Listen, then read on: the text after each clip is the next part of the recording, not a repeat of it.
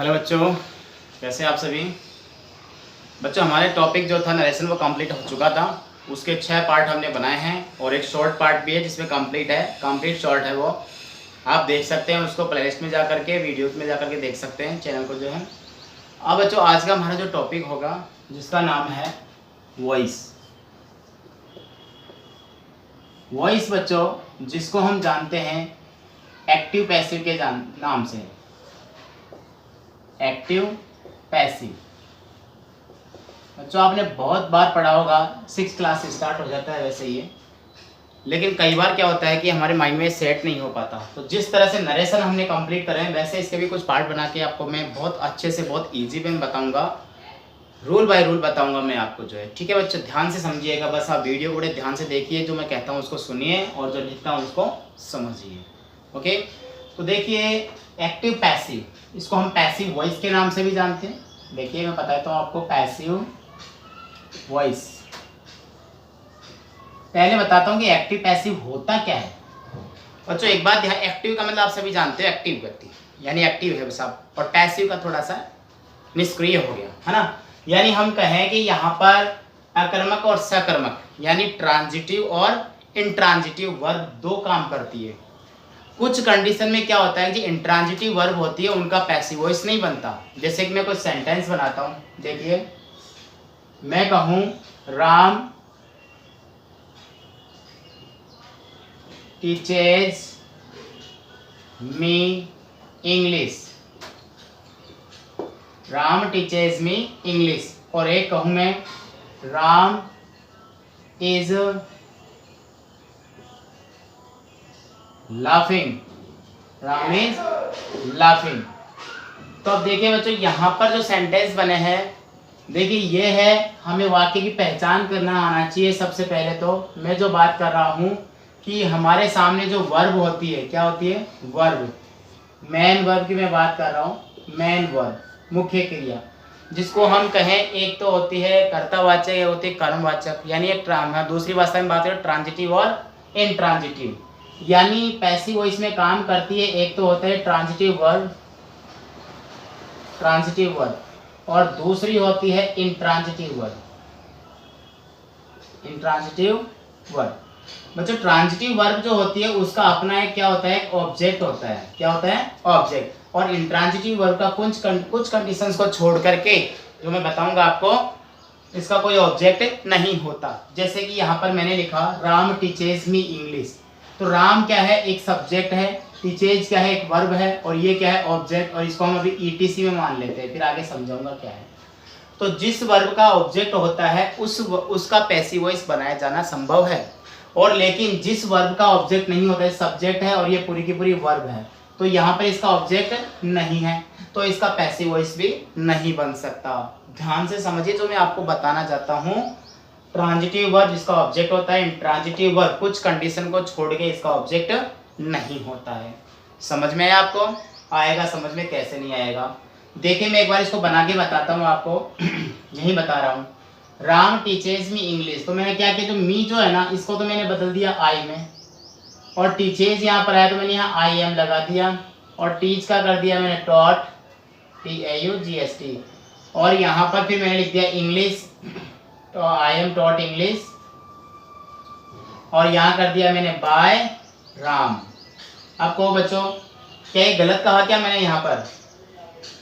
देखिए कहने का मतलब ये था, जिस तरह से नरेशन में हम लोग घुमा फिरा के बात करते थे, यहाँ शब्दों को घुमाया जाता है। राम टीचेज मी इंग्लिश, राम मुझे अंग्रेजी पढ़ाता है, और यहाँ पर आई एम टॉट इंग्लिश, मुझे अंग्रेजी पढ़ाई जाती है बाय राम, राम के द्वारा। यानी यहाँ पर जो प्रधान जो हो गया वो सब्जेक्ट हो गया, यहाँ पर प्रधान जो है वो ऑब्जेक्ट हो गया। समझ गए ना आप लोग? यहाँ पर अब मैं आपको इसके रूल्स बताता हूँ कि कैसे इनको बदला जाता है। ठीक है, तो यहाँ देखिए जब भी क्या होता है हमारे एग्जाम, और इसका जो है पैसिव वॉइस बनता नहीं है, ठीक है, क्योंकि ये इंट्रांजिटिव वर्ब है। इंट्रांजिटिव वर्ब का पैसिव वॉइस नहीं बनता, जिसका बनता है मैं आपको आगे बताऊंगा। ओके, अब देखिए हम बात कर रहे हैं पैसिव वॉइस की, तो देखिए मैं रूल्स बनाता हूँ, यहाँ पर आपको बताता हूँ। सबसे पहले एक्टिव वॉइस से शॉर्ट में कहूँगा मैं एवी, ठीक है, active voice passive voice. Active voice से पैसिव वॉइस बनाया जाता है। एकेडमिक लेवल में बच्चों इसी तरह से आता है, एक्टिव वॉइस से पैसिव वॉइस बनाया जाता है जिसके निम्न नियम है। देखिए नियम बताता हूं मैं आपको। फर्स्ट रूल, आपको इसमें मोटे मोटे 3 नियम याद रखने हैं बच्चों, और कुछ नहीं करना, आपका पैसिव वॉइस कंप्लीट हो जाएगा। फर्स्ट रूल देखिए, एक्टिव वॉइस से पैसिव वॉइस बनाते समय जो मैं बता रहा हूं आप बड़े ध्यान से सुनिएगा, ठीक है ना। मैं क्या बताना चाहता हूं, सिर्फ आपको 3 बातें तो याद रखनी है। देखो मैंने यहाँ लिखा है सब्जेक्ट, वर्ब और ऑब्जेक्ट, बस इन्हीं का ध्यान रखना, कुछ नहीं करना आपको, ठीक है ना।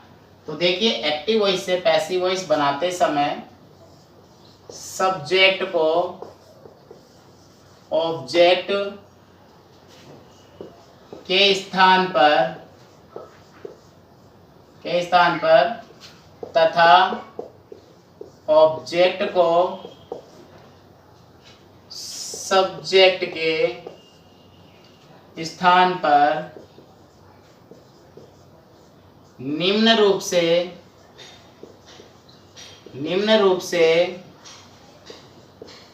बदलते हुए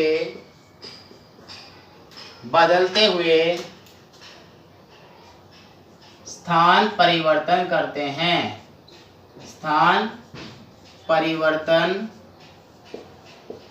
हैं।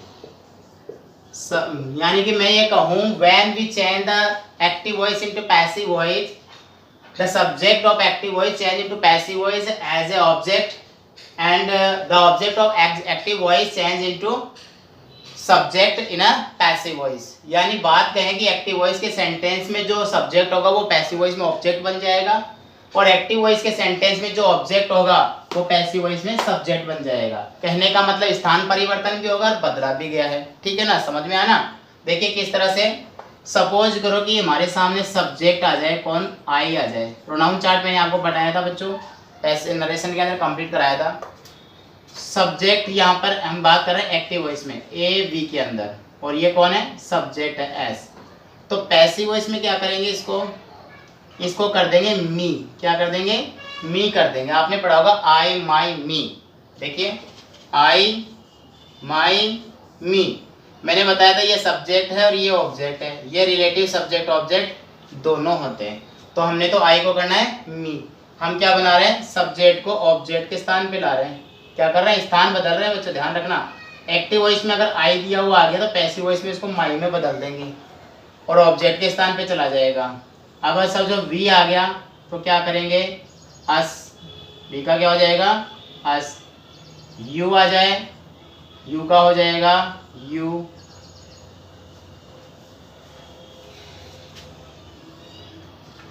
देखिए अगर एक्टिव वॉइस के वाक्य में सब्जेक्ट आ जाए उसको पैसिव वॉइस में बदलेंगे ऑब्जेक्ट के रूप में। यहाँ पर सब्जेक्ट लिख रहा हूँ मैंने, यू तक बताया। और अगर हम बात करें यहाँ पर इट आ जाए तो इट का इट हो जाएगा, ही आ जाए तो ही का ही, हिज हिम हो जाएगा। शी आ जाए, शी हर हर हो जाएगा। दे आ जाए THEY तो दे का दे दियर दैम हो जाएगा। और बच्चों अगर यहाँ किसी का नेम आ जाए, राम श्याम मोहन किसी का, तो जो नेम है ना वो नेम का नेम ही रहेगा। ये हमारा पहला नियम है, एक्टिव वॉइस से पैसिव वॉइस बनाते हैं उसमें सब्जेक्ट को ऑब्जेक्ट बनाना। अब मैं आपको बताऊंगा इसी में ही ऑब्जेक्ट को सब्जेक्ट बनाना। आप एक बार स्क्रीनशॉट ले लीजिए, ठीक है। अभी इसी पहले रूल्स में ही आगे बढ़ेंगे हम लोग आगे, फिर इसको आगे जो है इसका एक सेंटेंस एग्जांपल सहित हम इसको कवर करेंगे, ठीक है बच्चों, समझ में आ गया। सब्जेक्ट को ऑब्जेक्ट के स्थान पर, ऑब्जेक्ट को सब्जेक्ट के स्थान पे लाएंगे तो उनके प्रोनाउन भी बदल जाएंगे। तो ये मैंने बनाया सब्जेक्ट को ऑब्जेक्ट और सब्जेक्ट को ऑब्जेक्ट। अब बनाते हैं, अगर एक्टिव वॉइस के वाक्य में कोई ऑब्जेक्ट दिया हुआ जाता है तो पैसिव वॉइस में क्या करेंगे, उसका सब्जेक्ट के स्थान पे लाएंगे। तो इसका उल्टा कर दो, ठीक है। तो देखिए मी ऑब्जेक्ट होता है, अस ऑब्जेक्ट होता है, यू ऑब्जेक्ट होता है, देखते जाइए इसमें बताइए जाइए आप, देखिए इट ऑब्जेक्ट होता है, आगे देखिए क्या है, हिम ऑब्जेक्ट होता है, आगे शाबाश हर, आगे देम, आगे नेम, और कोई थिंग भी हो सकती है यहाँ पर, THING, कोई वस्तु भी हो सकती है। तो अब देखो इसको सब्जेक्ट बना देंगे, तो मी का क्या हो जाएगा आई, अस का वी, यू का यू, इट का इट, हिम का ही, हर का शी, डैम का दे, नेम का नेम, वही रहेगा। और अगर कोई वस्तु आ गई, थिंग आ गई, तो थिंग का थिंग ही रह जाएगा। बच्चों ये हमारा पहला नियम जो हमने कंप्लीट किया। तो पहले एक बार इसके एग्जांपल कर लेते हैं कि इसको कैसे हमने चेंज किया है। देखिए पहले जो हम पढ़ रहे हैं पूरा का पूरा ये हम पढ़ रहे हैं किसमें, पॉजिटिव के अंदर, ठीक है बच्चों, किसमें पढ़ रहे हैं, सकारात्मक वाक्य में पढ़ रहे हैं, ओके, पॉजिटिव सेंटेंस में। तो देखिए मैं वाक्य लिखता हूं, मैंने लिखा राम टीचेज इंग्लिश। देखिए ध्यान से समझिएगा, राम टीचेज इंग्लिश। तो देखो क्या करेंगे, पहचान करेंगे ये कौन है, सब्जेक्ट, ये कौन है, वर्ब, और ये ऑब्जेक्ट। हमें ऑब्जेक्ट को सब्जेक्ट की जगह लाना है, ऑब्जेक्ट चला जाएगा सब्जेक्ट की जगह, सब्जेक्ट आ जाएगा ऑब्जेक्ट की जगह। तो अब क्या करेंगे बच्चों, इंग्लिश को चेंज करना है क्या, थिंग है, थिंग का थिंग रह जाएगा, तो हम क्या कर देंगे इंग्लिश। ये लो कर दिया साहब, बीच में जगह छोड़ दिया सबके लिए मैंने। अब क्या है, राम नाम दे रखा है किसी का, तो मैंने यहाँ पे भी क्या कर दिया, राम ही लिख दिया और कुछ ही नहीं किया। बताओ क्या प्रॉब्लम आई यहाँ पर, नहीं आई ना। चलो एक और वाक्य देखते हैं, देखिए ही टीचेज मी, फुल स्टॉप कर दिया, ही टीचेज मी, ठीक है, ही टीचेज मी। तो ये कौन है भाई, सब्जेक्ट है, और ये ऑब्जेक्ट है। सब्जेक्ट को ऑब्जेक्ट की जगह ले जाओ, ऑब्जेक्ट को सब्जेक्ट की जगह लेकर के आओ। तो बताओ मी का क्या करेंगे, मी है तो आई आ जाएगा, उसके बाद जगह छोड़ दो। ही आ गया तो क्या करेंगे, हिम कर देंगे। बताओ कहाँ समस्या आई, आई किसी को समस्या, नहीं आई ना, ठीक है, तो अब आगे आएगी समस्या। तो हमारा पहला नियम कंप्लीट हो गया, ठीक है। अरे कोई समस्या नहीं आएगी, आप पढ़ते जाइए, देखते जाइए, बोर्ड पे जो मैं बता रहा हूँ बोल रहा हूँ उसको सुनिए ध्यान से, पैसिव वॉइस आपका लाइफ में भी गलत नहीं होगा। क्लियर है ना, स्क्रीनशॉट ले लीजिए इसका एक बार फिर से, फिर आगे बताता हूँ अभी मैं। हाँ आप लोगों के माइंड में चल रहा है सर आपने बाय नहीं लगाया, बिल्कुल बच्चों बाय लगाएंगे। अब इसका रूल्स बताएंगे आपको जो है कैसे यूज होता है इसका, ठीक है ना, सारे रूल्स बताएंगे आपको। अभी हम स्टेप बाय स्टेप चल रहे हैं, आप एग्रेसिव ज़्यादा नहीं हुए हैं, आप जो है time to time line to line पढ़ते जाइए, देखते जाइए। आप अभी बनाएंगे, आप सेकंड रूल जो चलेगा वो इससे रिलेटेड ही है, ठीक है ना बच्चों। तो देखिए सेकंड रूल आता है, फर्स्ट कंप्लीट हो गया हमारा, ये लो देखिए, एक्टिव वॉइस से पैसिव वॉइस से पैसिव वॉइस बनाते समय जब भी एक्टिव वॉइस से पैसिव वॉइस बनाया जाएगा, बनाते समय जब सब्जेक्ट को, जो सब्जेक्ट होगा ना हमारा, ये शुरू में आएगा सब्जेक्ट, तो जब सब्जेक्ट को ऑब्जेक्ट के स्थान पर बदलते हुए लिखते हैं, क्या करते हैं, बदलते हैं और लिखते हैं, तो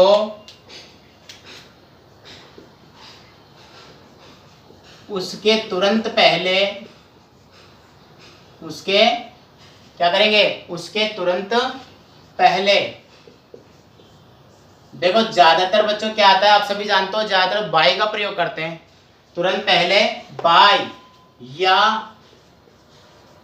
आवश्यकता अनुसार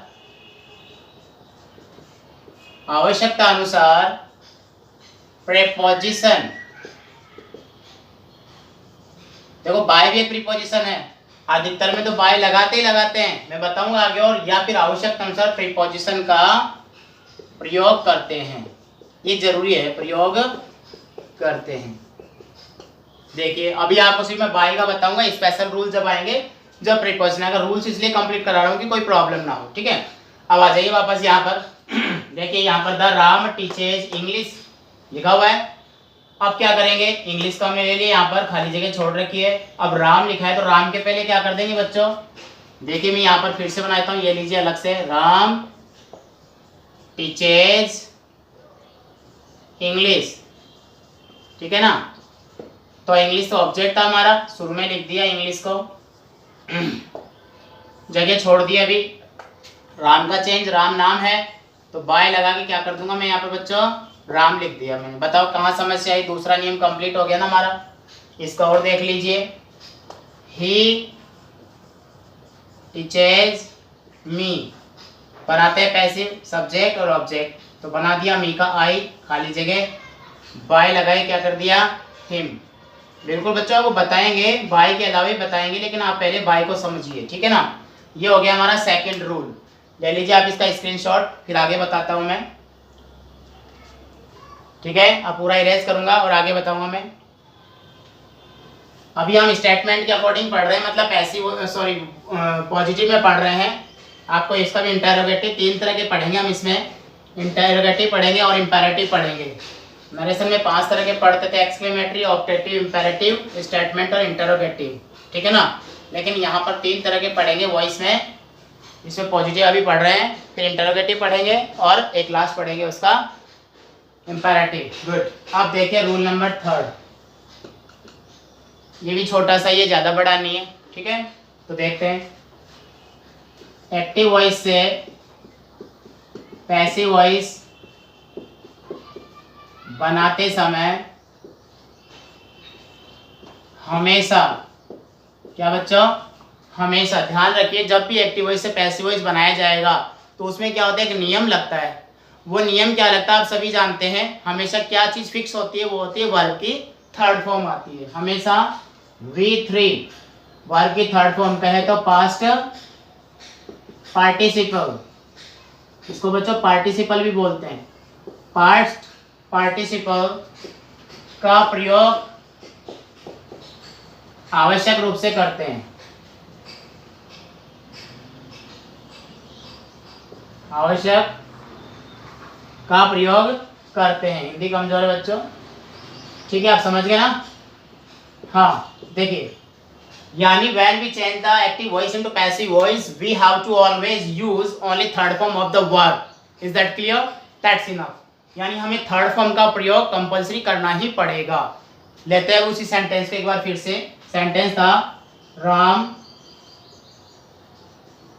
टीचेज इंग्लिश, ठीक है बच्चों, बना देते हैं इसको। देखिए राम की जगह कौन आ जाएगा, इंग्लिश आ जाएगा, इंग्लिश लिख दिया हमने। अब उसके बाद एक जगह छोड़ रहा हूँ बच्चों, ध्यान रखना। अब ये वर्ब है तो वर्ब को क्या कर देंगे, टीच को टॉट कर देंगे, थर्ड फॉर्म TAUGST, टॉट कर दिया मैंने इसमें, ठीक है। टीच टॉट, टॉट आप सभी जानते हैं। और फिर बाय लगाए क्या कर देंगे, राम लिख देंगे।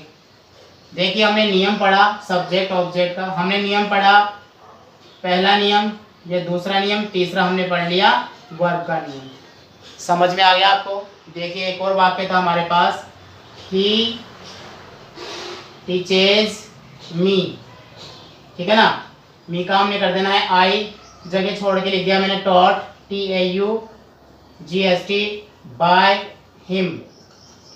क्लियर है बच्चों, समझ में आ गया थर्ड फॉर्म कैसे लगाते हैं। अब लास्ट नियम और समझ लीजिए आपका वॉइस कंप्लीट सा हो जाएगा, सिर्फ कुछ अलग से जो होंगे वो हम देखेंगे। तो रूल नंबर आता है 4 एंड लास्ट रूल, जो इम्पोर्टेंट भी है। जो गलतियां हमसे होती है वो ये है। क्यों बच्चों गलतियां क्यों होती है, देखो आपको पता है बाय लगाना है लगा देंगे, थर्ड फॉर्म लगाना है लगा देंगे, एक्टिव सब्जेक्ट को ऑब्जेक्ट, ऑब्जेक्ट सब्जेक्ट के अनुसार बदल देंगे। बट यहाँ पर हमें जरूरी है वर्ब का मालूम होना, ठीक है, और वो भी बी वर्ब जो यूज होती है इसमें बच्चों, ओनली बी वर्ब यूज होती है। मैंने आपको कई बार समझाया है, जो बी वर्ब होती है वो is, am, are, was, were, be खुद, बीइंग और बीन। इसके अलावा जब हम यूज करेंगे इसमें तो हैव वर्ब, जिसमें हैज, हैव और हैड, ये तीनों ये चलती है बच्चों साथ में, फिर मॉडल्स और शैल विल साथ में चलते हैं, ठीक है। तो अभी आप इस पे ध्यान ना दीजिए, फोर्थ रूल पे ध्यान दीजिए। बताऊं आपको, ठीक है। फोर्थ रूल देखिए, एक्टिव वॉइस से पैसिव वॉइस बनाते समय निम्न रूप से HV, क्या बच्चों, यानी हेल्पिंग वर्ब का प्रयोग करते हैं।